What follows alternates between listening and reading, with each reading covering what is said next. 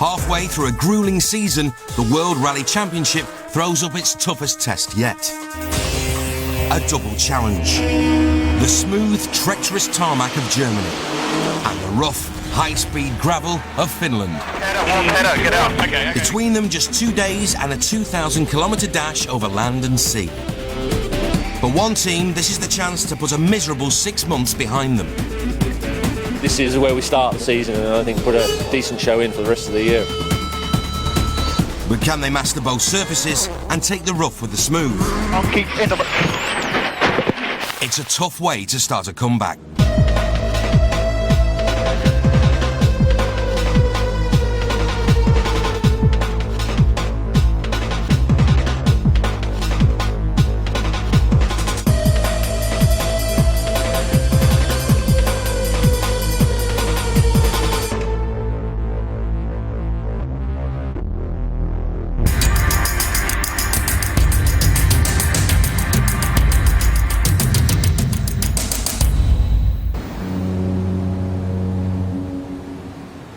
Subaru driver Petter Solberg's goal this year was to regain the World Championship he won in 2003. His new Impreza should have set the world alight, but from the start the car suffered reliability problems. Since then, Petter has been trying to squeeze more performance out of the car to catch his rivals. The superfast Frenchman Sébastien Loeb driving a Citroën, and the experienced Finn Marcus Gronholm in his Ford. So far, Petter has managed to wrestle his car to just 2 second places. Now the team is going all out to take the next step to start winning. So an 8-week break between rallies in the middle of the season has been no summer holiday for Subaru. Instead, team boss Paul Howarth has been pushing everyone hard, rebuilding, testing and improving the car. Changes have been made to the suspension, brakes and roll cage.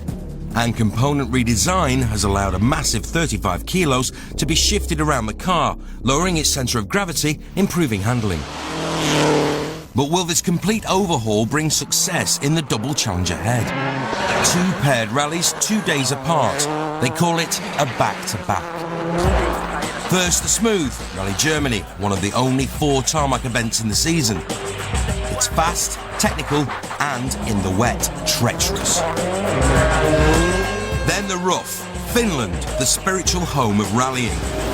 Run on hard gravel tracks lined with trees, it's the fastest and most dangerous rally in the calendar. Before they leave England, the engineers must prepare for both. The chassis and engine will be the same for both rallies. But the trucks are also stuffed with brakes, suspension, engine cooling parts and tyres dedicated to each surface. It's also a double challenge for the drivers. Chris Atkinson, Subaru number 2 driver, grew up on the dirt tracks of Australia's Gold Coast, but he's learning fast how to handle the black stuff. Tarmac cornering, a bit different to gravel cornering. It's all about a crossover between brake pressure and steering as you come into the corner. So do most of your braking in a straight line generally. You decrease the brake pressure, then you increase the steering angle, turn in and then do your exit, and then come on the throttle like that. It's all about split-second timing at key moments. Get it wrong, and you're either too slow or you're gone. See, in Germany, the roads are only as wide as the car, so it doesn't leave much room for error. Subaru's top test driver, Terry Cabey, thinks gravel is all about confidence. On gravel, once the car starts moving around on the loose surface, you do need the confidence to know just how far the car will slide. And if you're doing speeds in excess of 150 kilometres an hour, you know all of that happens very fast. Okay, so we're approaching this hairpin. We're in 5th gear, braking now. Going through the box. Now the car sliding a little bit the other way just to get the momentum of the car to slide in. The back sliding out. We're trying to control that. Touch of the handbrake. Steering into the slide, looking for traction. Trying to get the drive out in a straight line if possible. The big difference from tarmac is the tiny adjustments made all the way through the corner, judged by the seat of your pants. two very different driving techniques. Two different mindsets for the drivers. But they can only succeed in the double challenge ahead if the team's engineers have really solved the problems with this year's car.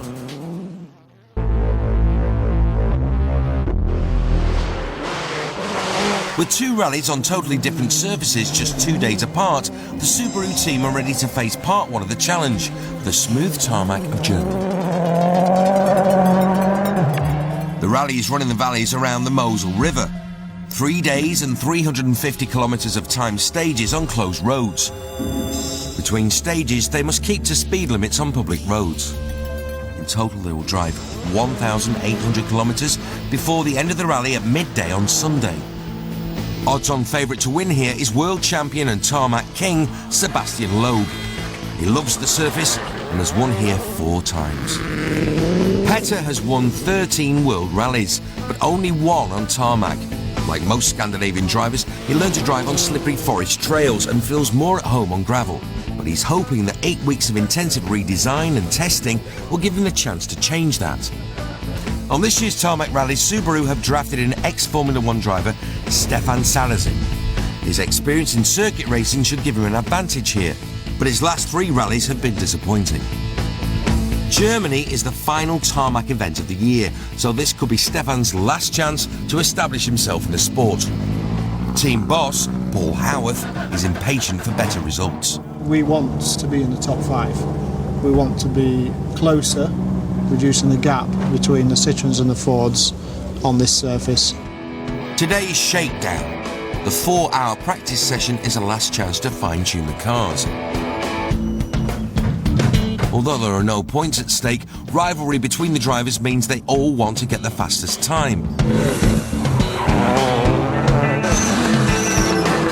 As expected, Loeb posts the quickest time of the morning on the 3.5 kilometre course, but more surprising is that Petter is only 200ths of a second behind him. Well, either everybody else has decided to drive through slowly, or we are closer to the opposition. We have done a lot of work in the last 2 months, and the team have been absolutely on their head to make improvements, and it feels like and looks like we have done some good ones. For once, it looks as though Petter's Impreza may have the legs to match Loeb on his own surface. Petter goes out for one more test run. Flat 6 right plus, keep in, opens out long 200, 5 right plus, tightens, and cut short ball left plus, opens, 150.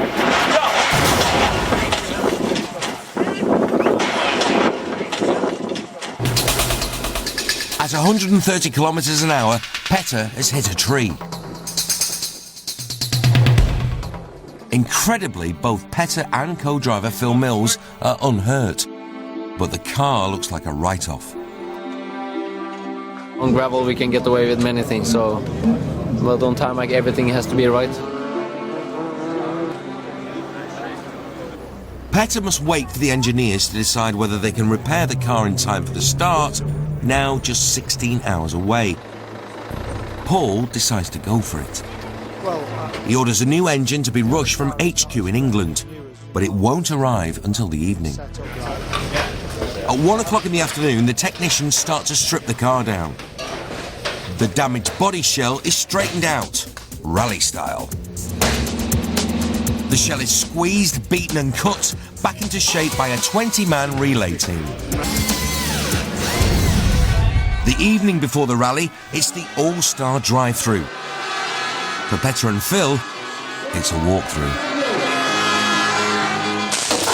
At 11:40 p.m, just 11 hours before Petter is due on the start line, the engine arrives.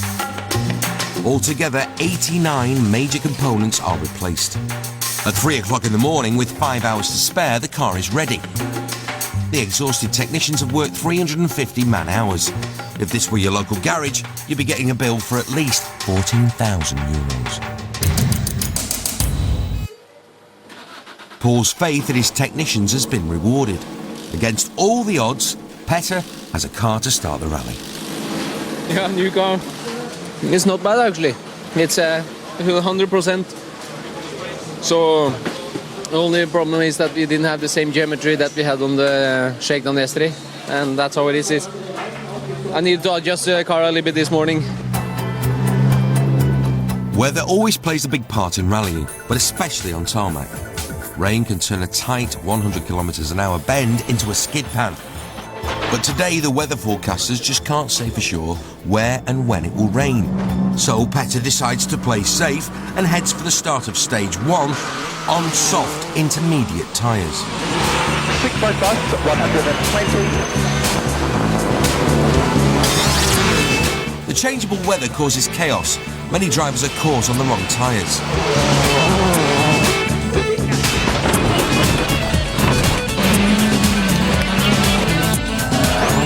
Loeb sets the pace, winning the early stages.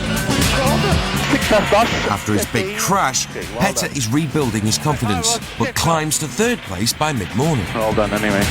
I took it very, very carefully. I didn't want to take any risk at all. I need to come back in the rhythm again after what happened yesterday. Meanwhile, tarmac expert Stefan's choice of wet weather tyres is a bad call. He misses the showers and cooks his tyres. So, a very soft car, everything soft, everything wrong. After 4 stages, back at service, Stefan can change his tyres and his suspension settings to suit the drier than expected weather. At the head of the field, Loeb gets a dry run. With the cars running 2 minutes apart, by the time Stefan comes through, it's been raining again. A morning of wet tyres in the dry and an afternoon of slicks in the wet leaves Subaru's tarmac man down in 10th place at the end of leg 1. In contrast, gravel man Petter, in his hastily rebuilt car, has got his confidence back and is in 5th place.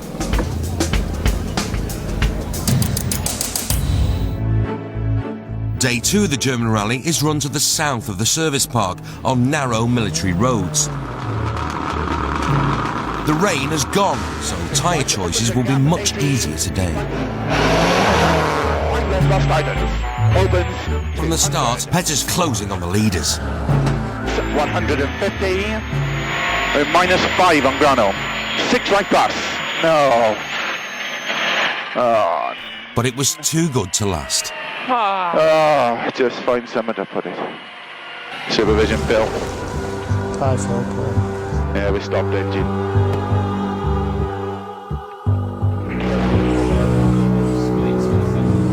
It looks like an engine failure, but we never say that until we actually inspect the engine and find out what's gone wrong. But it sounds terminal. Petter's engine failure leaves team boss Paul with a decision to make. Option 1, work like crazy to fit a new engine, take a massive time penalty and re-enter the rally with no chance of a good result. Or choose to retire the car and have a whole extra day to prepare for one of Petter's favourite rallies of the year. Well, we don't want a retirement, obviously, but it actually gives us a bit of a jump start. It means now we can spend the next day and a half preparing Petter's car for Finland. Although Petter's rally has been ended by component failure, he's encouraged by the performance leap in the car. Many of the things that we have done with the car before this rally and for Finland has improved a lot, so I'm quite positive now, actually. And his lucky technicians can look forward to their second engine change in 48 hours. I think we've got a new engine coming about 9 o'clock tonight, so it'll be midnight-ish. We're getting quite used to that now, so never mind.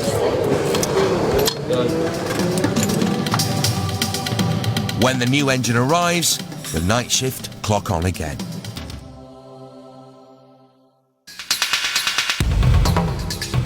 The last leg of Rally Germany is deliberately short to allow the teams time to pack up and get on the road to Finland. As the cars leave the service park for the last time, the drivers are just 68 competitive kilometres from the finish. After a better second day, Stefan Sarazen is now 8th. He's just 4 stages left to impress the boss. But Paul just wants him to bring the car back in one piece. Go for the boat. You got an hour's. Meanwhile, Ken Rees is starting his own race against the clock. We're starting this pack-up now for the next few hours, but also the rally's ongoing, so we have to carry on looking after the cars as well and monitoring all that. So it's quite a busy time over. Ken now has the entire 60-person team under his command. They've just 4 hours to pack up the entire circus.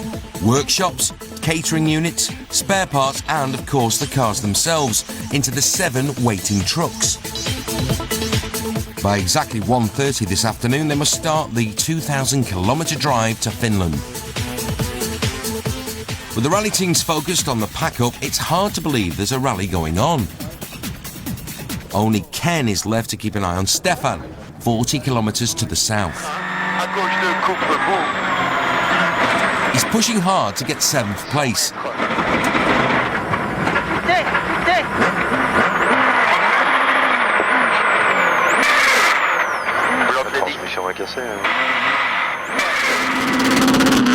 broken gearbox is not what the doctor ordered. We'll bring the car back here and we'll tire it.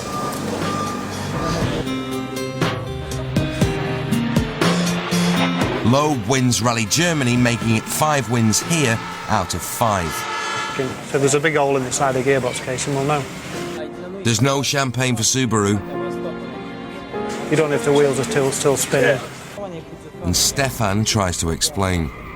I did a mistake. I went straight on the mud, the corners, and I lost my rally, so it's bad. It will be Stefan's last drive for the team. His contract will not be renewed.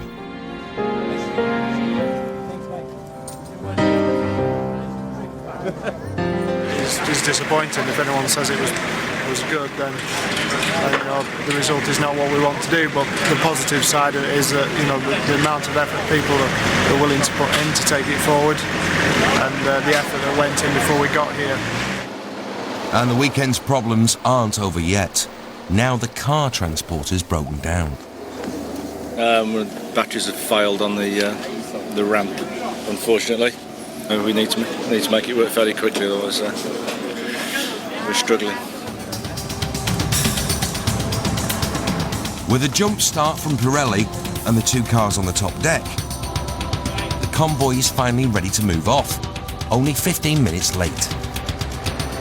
The Subaru team will be glad to see the back of Germany, but to have any chance of a good result in Finland, they must get the cars and 85 tons of spares and equipment to Rostock, the ferry port, in just 12 hours. It's the first leg of a 2,000-kilometre endurance race. No speeding, no room for a single wrong turn, and there's only 1 ferry to Finland tomorrow, and they've got to be on it. Zijn voor op het doek.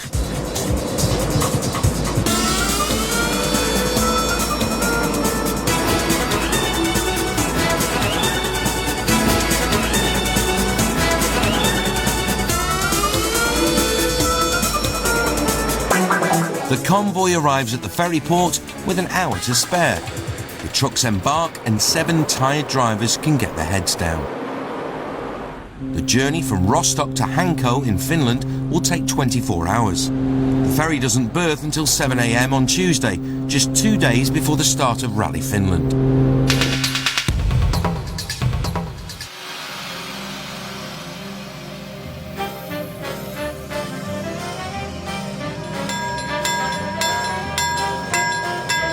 The rally has been held in the forest around the town of Jyväskylä in southern Finland for over 50 years.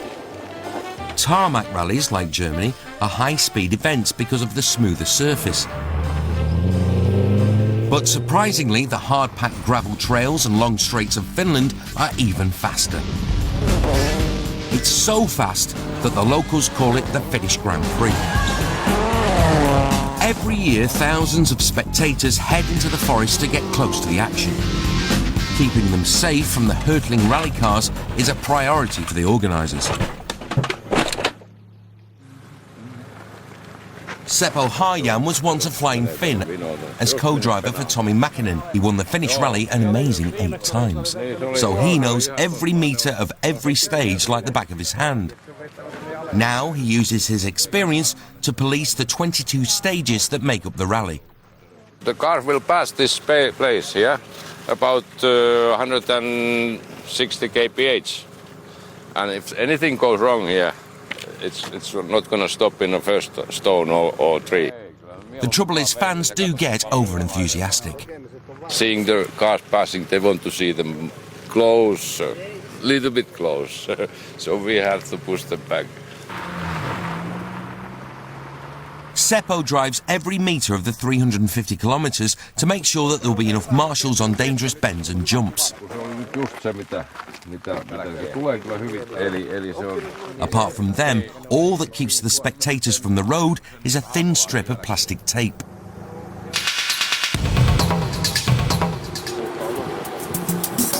It's the last lap of the journey. The trucks arrive at Hanko Docks and there's just a 5-hour drive to go. The rest of the team have flown from Germany and are waiting anxiously in Jyväskylä for the convoy to arrive. Normally they have 4 or 5 days to get the cars ready, but not on a back-to-back. We're nearly 2 days behind, aren't we, what we normally are? I think we'll have a few phone calls en route saying how far away, how much more, longer you've got to go. Have you seen or heard from Mark? Not yet. I'm just trying to hang back and wait for him a little bit.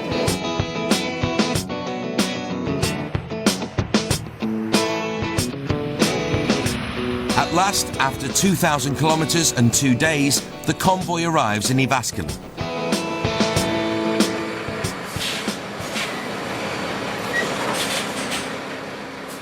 Plan now, get everything washed, get it parked up, get the big structure up, ready for the cars to go underneath, and then just start setting up. Finish probably somewhere near midnight tonight, hopefully. Almost a kilometre of aluminium beams are bolted and slotted together and, like a giant construction set, slowly transform into the control rooms, technical areas, canteen and VIP entertainment.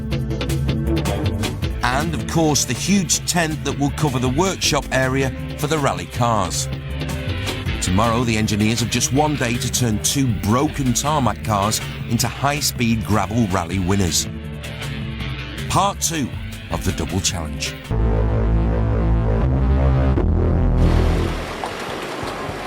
With 1 day left to go before the rally, Camp Subaru is ready for inspection. What we see are the awnings up now, and the hospitality area is now being finished off inside.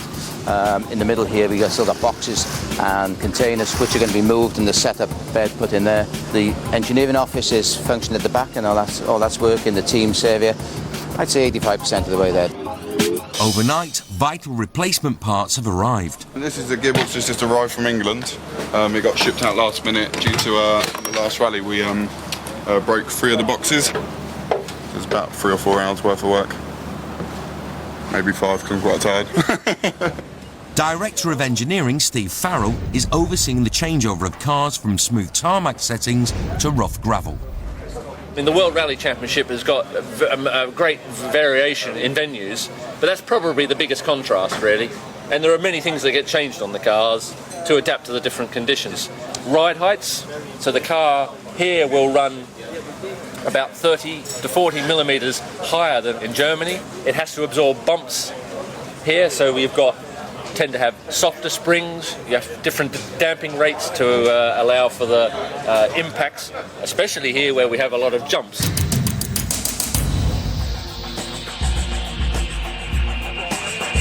Although there's still a question mark over the reliability of his car, the improved performance in Germany has given Petter a real hope that he can win the Finnish rally.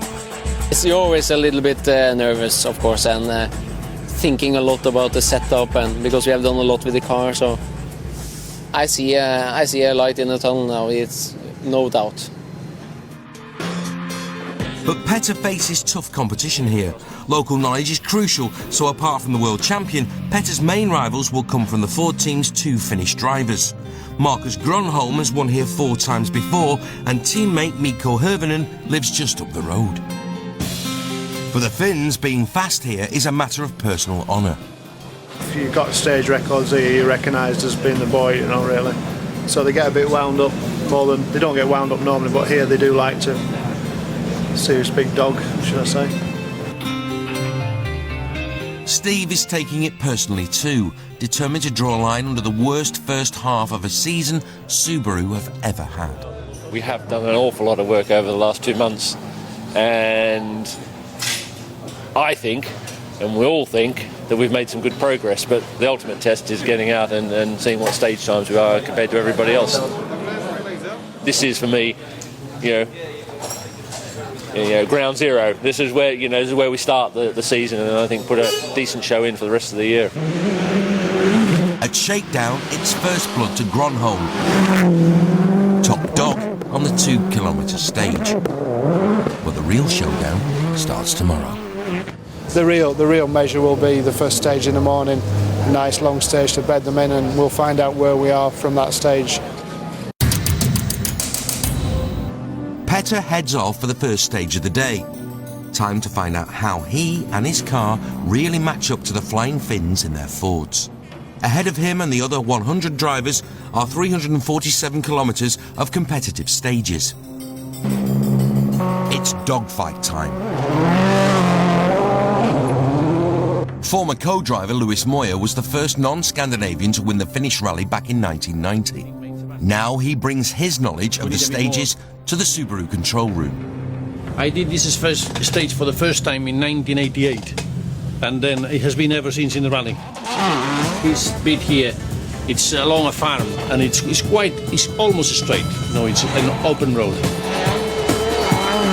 And then when you turn left, that's in the forest. And on dry, I think the average speed is 126 kilometers an hour. Paul, Lewis and Ken usually follow the driver's progress on screen as a GPS tracker is fitted to every car. But this morning, there's a glitch. What's wrong with that system, do you know? But Ken's got a backup plan and tells his weather crews to get out some good old-fashioned stopwatches. Okay. As the first car comes past, they set the watch and then we go on that. Sometimes you can't beat the old system, manual. The Flying Finns get off to a flying start. Marcus wins the Lankamar stage with Mikko Hirvonen second. Petter is a close third. Ruumäki is only 7 kilometres long, but has in spades what Rally Finland is famous for: enormous jumps. Somewhere along here, there are 3 consecutive jumps.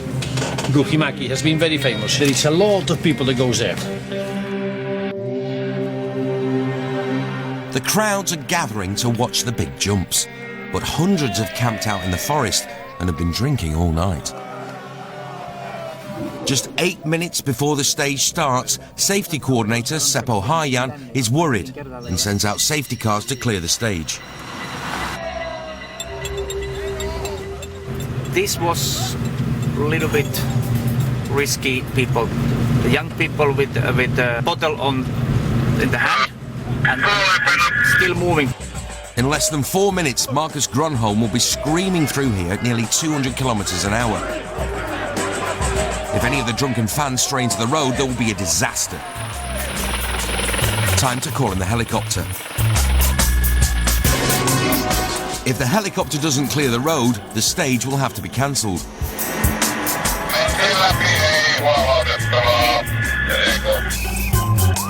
Just in front of the first rally car, the final safety car drives the stage at full speed. It's the last warning. The stage is finally cleared and the helicopter follows the first car off the line. Over the big jumps of Ruumäki, Gronholm stretches his lead. Loeb is second, with Petter just 2.3 seconds behind. Halfway through the day, it's back to Jyväskylä for a 45-minute service. As the technicians race to service his car, Petter is anxious to get his afternoon tyre choice right. Is it coming rain? Because it's more and more muddy and shit there. It's not like, they're driving across the road. Based on a forecast from Ken that the stages will dry out, he selects hard compound tyres with cuts for extra grip. Full attack. Okay. The next group of stages contains some of the most bone-crunching jumps in motorsport. Literally. Last year, 2 co-drivers suffered cracked vertebrae from hard landings here. Black crest, 115. This year, no bones are broken, but the cars are suffering. The enormous jumps are testing chassis and suspension, and the lethal mix of high speed, mud and loose dirt wreaks havoc.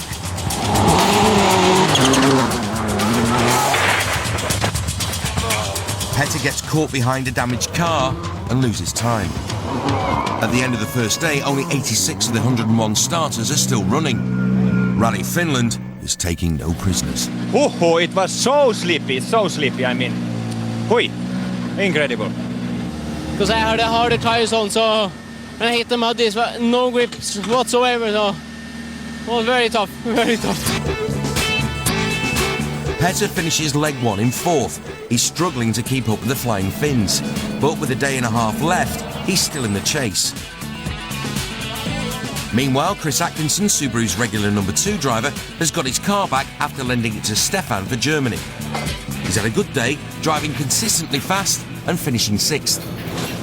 Petr reviews the day with his engineer, FX. He senses something's not right with the handling in fast corners. You can feel it bending and you lose the inside wheel. I almost lost the car completely. Changes over the summer have made a difference, but it's not quite enough. To try and squeeze a fraction more performance from the cars, they both get a gearbox change. There's enough cause for optimism. It's an encouraging day, but really we haven't really done as well as we should have. Some of the things we can sort out for tomorrow. The rest of it's in the sky.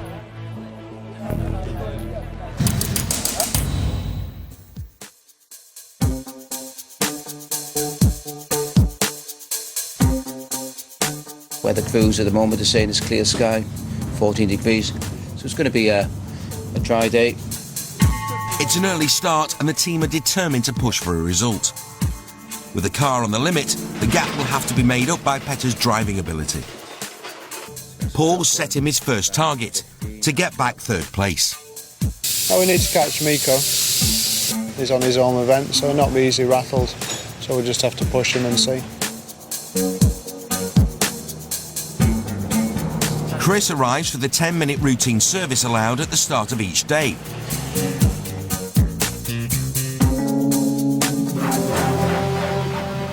But just seconds before he's due to leave, his technicians hit a problem.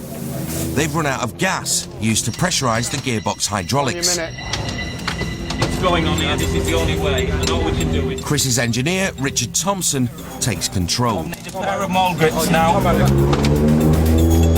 If Chris doesn't get out on time, he'll get a heavy time penalty. Yeah, no, it's late.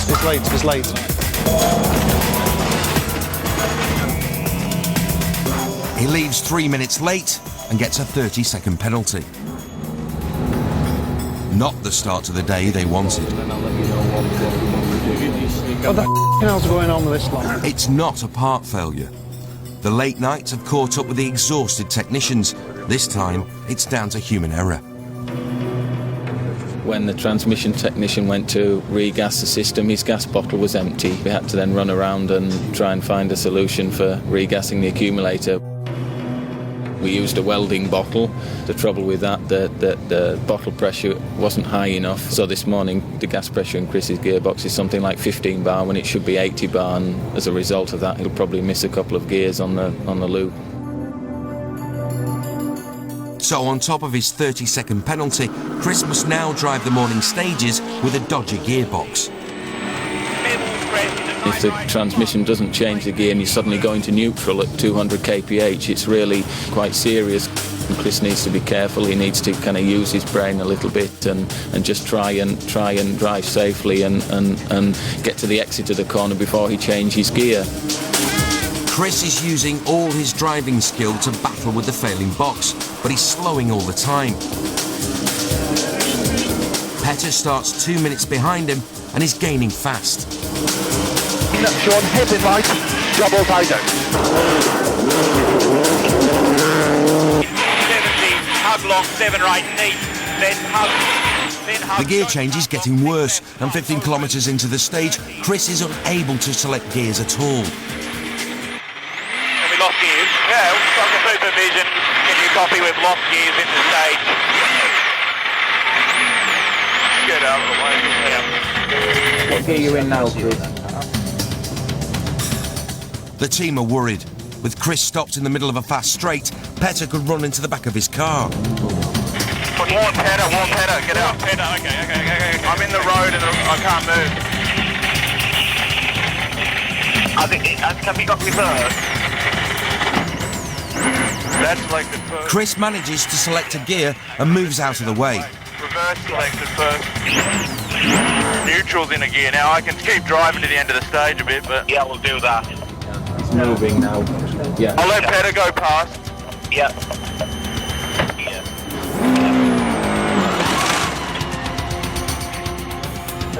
Petter's gone past. Petter's on a charge and has already hit his first target of snatching third place.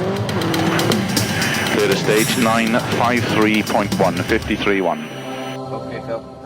Chris is now locked in third gear and faces 2 more stages before midday service.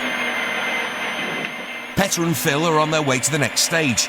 Despite a fast time, Petter is still worried about the handling at high speed. Okay, do the same again now, Phil, at the end. How much of that is tyres, Petter? No, it's not tires on that stuff, Phil. Yeah? No, I can feel it's the chassis. Well done anyway, nice drive. They're heading for Onimpoja, the most feared stage in World Rally.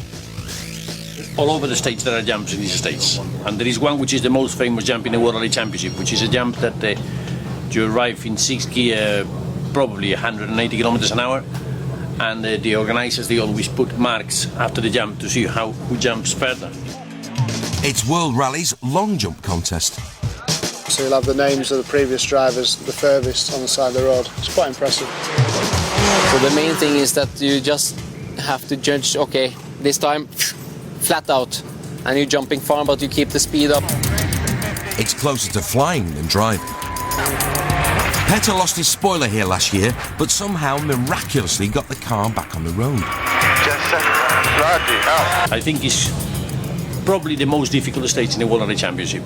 Keep out into 6 left plus long, opens up a jump. In fact, Petter is the fastest man ever over Onimpoja. 2 years ago, he broke the stage record with an average speed of 130 kilometers an hour. Early short, 6 right minus with a crest, black crest to 200. That was incredible. Even I get my hair going up from my arms when I see it. 150, minus 6, right into 6 left. You have to take your brain out and leave it at the service area, and then go and take the stage. This year, the drivers do their best to beat the 54-metre jump record. Cars take off from the big crest, jumping up to 5 metres off the ground. This is rally driving for real men. Petter starts the stage with his sights on second place. Starting now, Lewis. 115. Line to 6 left minus.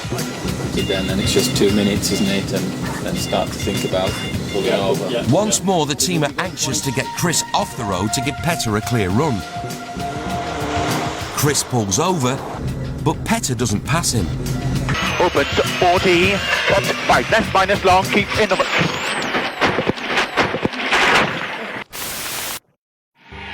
Supervision gone off at the stage. No. Hold on, I'll come back now. Just what? He was only 45 seconds in.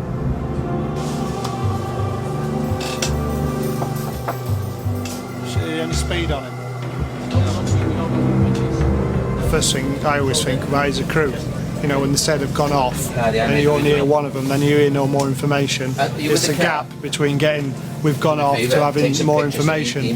So that time, it's the time after they say they've gone off because you don't know the facts. I don't think of anything else. You can build new cars. Yeah.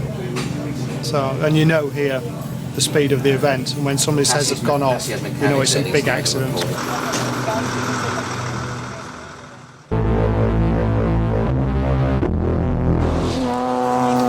Petter's car's rolled 4 times, but miraculously he's missed the trees. Petter and Phil are shocked, but unhurt. Are you alright? That's just enough. Sounds good. Okay, mate, so just take a minute and get a breath. And there, so. Petter's flown back in the safety helicopter. As soon as he returns, he reviews the accident.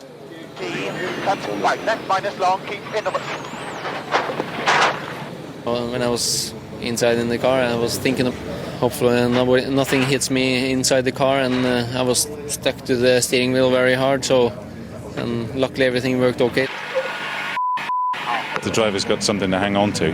The co-driver's got nothing, so the best thing you can do is make yourself into a little ball and hope for the best. So, yeah, you don't get much time to think about it anyway, that's for sure. As soon as the car is recovered, it's hidden away behind the service area. The engineers and bosses are quick to start the post-mortem. There's no question of repair, although Petter's first thought had been to try the engine.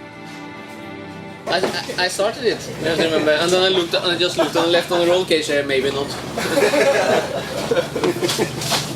Safety rules dictate that if the roll cage is damaged, the car cannot be repaired. Petter's rally is over. Steve Farrell knows that the performance of the car has improved, but Petter's crash is perhaps the clearest measure of how much more there is to do. I think we all accept that we've got a performance deficit to the other cars, and that sometimes he tries to make up that deficit himself, and largely he does, and largely gets away with it. We are maybe pushing a little bit too much compared to what we should do, but sometimes there's no limit, but today it was. I fully accept that a driver of that competitive nature, even if they haven't got the equipment to finish first, are still going to attempt almost the impossible. And in doing that, we're actually forcing him to drive beyond the limits of the car, and that clearly is going to be, he is having to take more risks.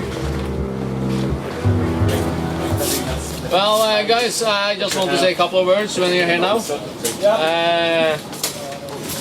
Sorry for what happened. That's how it is. We're trying very hard. Petter may sound like he's apologising, but like Steve, he feels that ultimately the engineering of the car is to blame. Many kilometers. So when you do, for example, 12, 15 kilometers, something changes in the car, and I don't know what it is. Everybody do mistakes. I did it today. And you will not prepare the car again. Trust me. So I just want to say thank you, guys. And thank you, Petter. Thank you very much.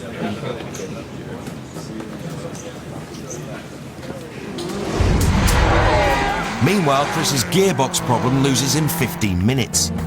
The rest of his event is used to test setups for the next rally in Japan. Well impressed. Marcus Gronholm wins Rally Finland with a massive 40-second lead over Sebastian Loeb. The double challenge is over. It hasn't been the glorious comeback the team had hoped for, but Paul can find plenty of positives. The biggest motivator in the moment is that all the boys in the team and the girls come to win. You know, it's as big a part of it for them it is for the drivers. And what they're seeing over the last two events is actually performance. That is motivating them. So they know that if it all comes together, we will get the result. I don't think that today's accident has made me rethink our strategy. We're going to take more risks in order to get the performance level of the car. Well, frankly, in order to win before the end of the year.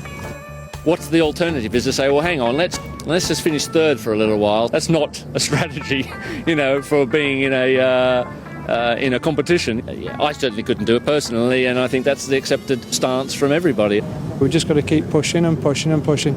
When the floodgates open, I've seen this happen so many times before, you go through these dry spells, and when it opens, it all comes together. The car's right, the driver's right, the team's right, and then it'll work. But with Rally Japan just 14 days away, the time to get it right is running out. On their home rally, the bosses at Subaru have their pride at stake.